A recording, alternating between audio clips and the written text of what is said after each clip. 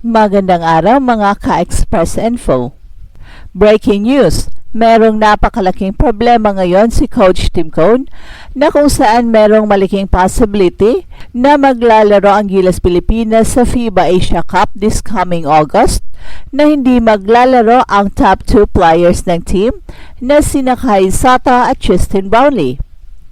We all know na nagpapagaling pa si Kai at hanggang ngayon ay wala pang definite time sa kanyang pagbabalik, although there are great signs na makakabalik siya in time sa NBA Summer League sa July.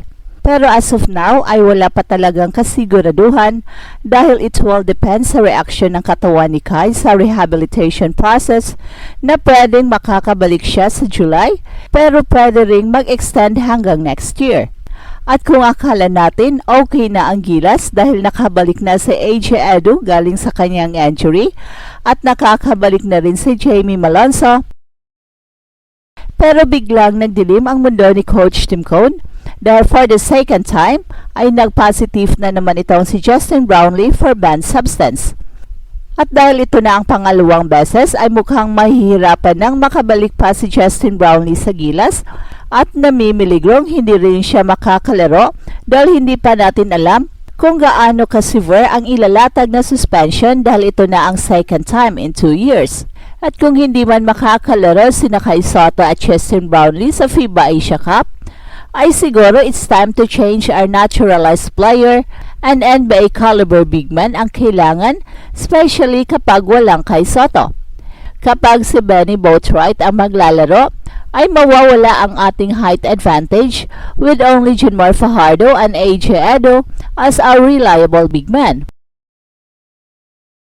Mas mainam rin kung makakalaro si Kenton Malura-Brown pero ang problema ay hindi pa siya nabibigyan ng go signal ng FIBA to play as local. Kahit hindi makalaro si Kai Sotto at Justin Brownlee ay marami pa rin namang alas ang Gilas. Waiting in the wings ay si Jordan Clarkson. Maganda rin kung kukunin na lang ng Gilas si Jordan Clarkson dahil malaking tulong siya sa team bilang isang legit NBA super scorer. Well, yan ang ating pag-uusapan in this video, pero bago yan ay meron muna tayong pag-giveaway. Hey, hey, hey! Attention mga kapatrol! Get ready for an epic giveaway! Once Express Info hits 150k subscribers, one lucky winner will win the incredible Oppo Reno 11F 5G smartphone. Here's how to join. Step 1. Subscribe to Express Info right now. Step 2. Like this video. Then step 3. Comment anything good and positive about our idol Kai Sotto. Super easy. Just subscribe, like, and comment. Mukhang malaking hamon ang hinaharap ng Gilas sa darating na FIBA Asia Cup ngayong August. At tila ito hindi lang basta-basta simpleng balita. Posibleng hindi makalaro sa ating kupunan ang dalawang pangunahing players na sina Kai Sotto at Justin Brownlee. Malaking issue ito lalo na't alam nating pareho silang mahalaga sa dynamics at performance ng team. Una, pag-usapan muna natin si Kai. Alam nating matagal nang nagpapagaling ang ating young big man mula sa kanyang injury.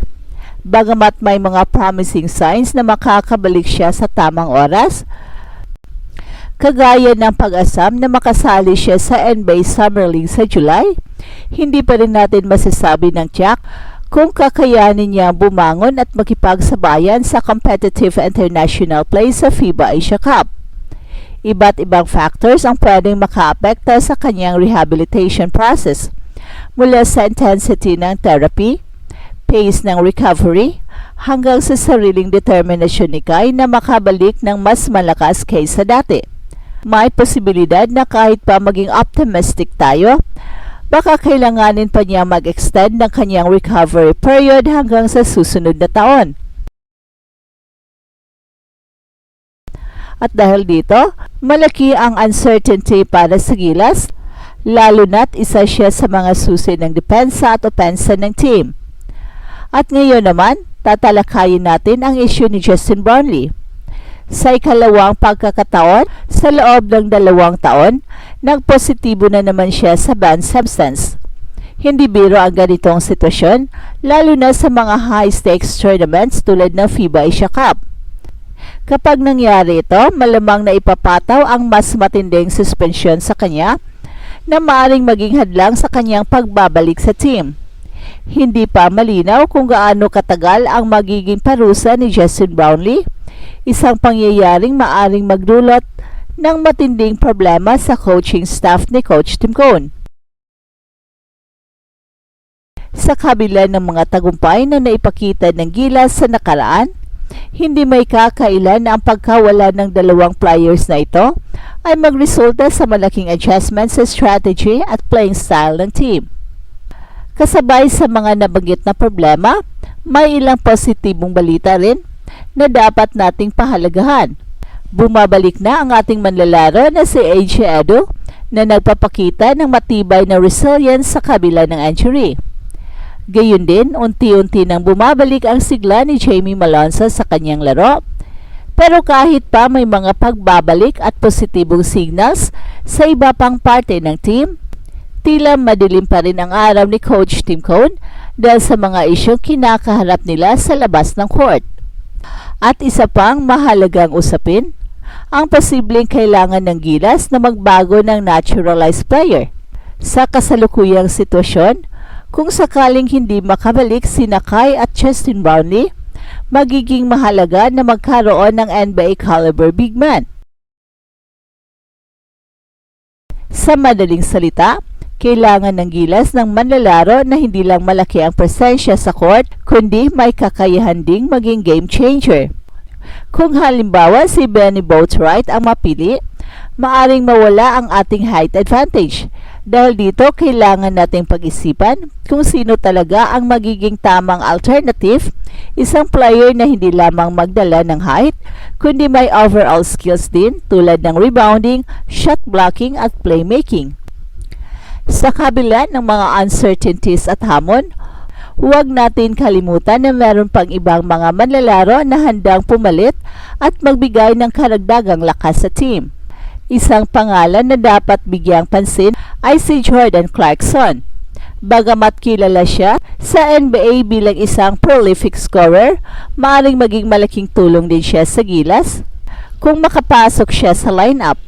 Ang kanyang presence sa court ay hindi lamang magdadala ng scoring, kundi pati na rin ng experience at versatility na mahalaga sa pagharap sa mga matitinding kalaban sa FIBA Asia Cup. Ang balitang ito ay nagbubukas ng mas malalim na usapin tungkol sa resilience ng team. Well, hindi biro ang mawala ng 2 players na mahalaga sa strategy ng Gilas. Pero sa bawat hamon, may pagkakataon din para sa iba pang mga players na umangat at ipakita ang kanilang galing.